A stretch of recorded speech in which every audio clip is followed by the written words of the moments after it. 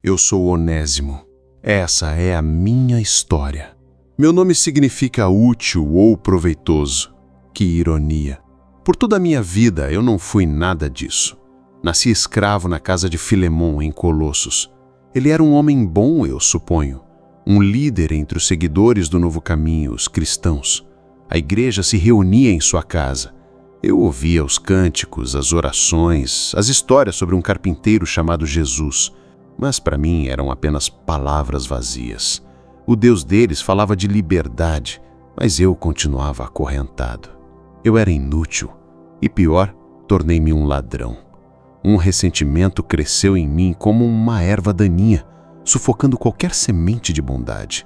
Eu sentia que merecia mais. Então, peguei o que achava que me era devido e fugi. Roubei meu senhor e fugi para o único lugar onde um homem pode desaparecer. O coração do império. Roma. Eu achava que estava correndo em direção à liberdade. Roma não liberta. Ela devora. A liberdade sem propósito é apenas um nome mais bonito para o abandono. O dinheiro acabou, a esperança se foi. Eu era um fugitivo, marcado para a morte ou para uma punição pior se fosse encontrado. Cada dia era uma luta pela sobrevivência.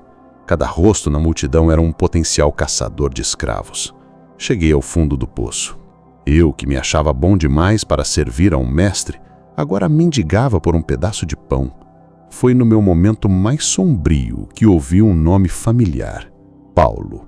O homem de quem Filemon sempre falava com tanto respeito. O apóstolo que havia levado o evangelho a Colossos. Diziam que ele estava preso em Roma. Não sei o que me levou até ele. Talvez a fome, talvez uma última centelha de curiosidade. Fui até a casa onde ele estava acorrentado, esperando encontrar não sei o quê. Um juiz?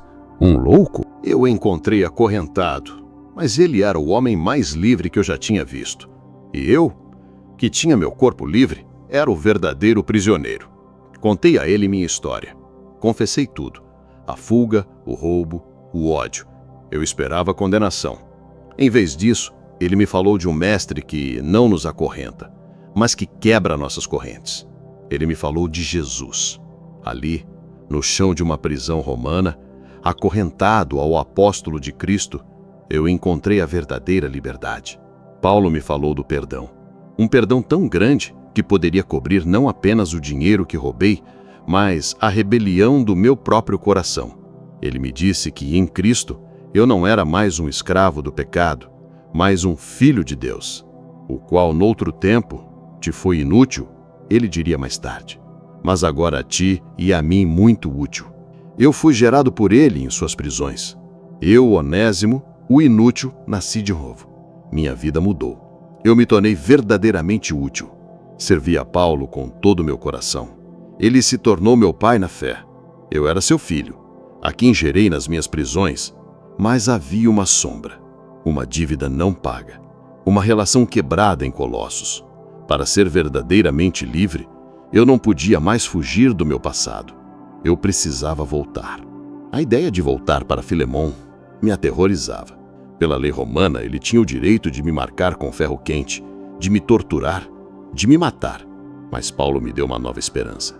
Ele escreveu uma carta pessoal para Filemon, e me pediu para entregá-la. E assim dizia a carta de Paulo: Rogo-te por meu filho Onésimo, eu vou-lo torno a enviar, e tu recebe-o como ao meu coração. Já não como servo, antes mais do que servo, como irmão amado. E se te fez algum dano, ou te deve alguma coisa, põe isso à minha conta. Eu, Paulo, o escrevi pela minha própria mão. Eu o pagarei. Eu voltei, não como escravo fugitivo, mas como um irmão em Cristo. Não mais inútil, mas útil para o meu antigo Senhor e para o meu novo Senhor. A carta de Paulo não era apenas um pedido de perdão, era uma imagem do próprio Evangelho. Eu tinha uma dívida que não podia pagar. Paulo, meu intercessor, disse: coloque na minha conta. E isso é o que Jesus fez por todos nós na cruz. Ele viu nossa dívida impagável de pecado e disse ao Pai: coloque na minha conta, eu pagarei. Talvez você também esteja fugindo, não de um mestre terreno, mas fugindo de seu passado, de seus erros, de um relacionamento que você quebrou. Talvez você se sinta inútil, definido pelas suas falhas, acorrentado por uma dívida que parece grande demais para ser paga. Minha história é a prova de que não há lugar tão distante, nem prisão tão escura, que a graça de Deus não possa alcançar.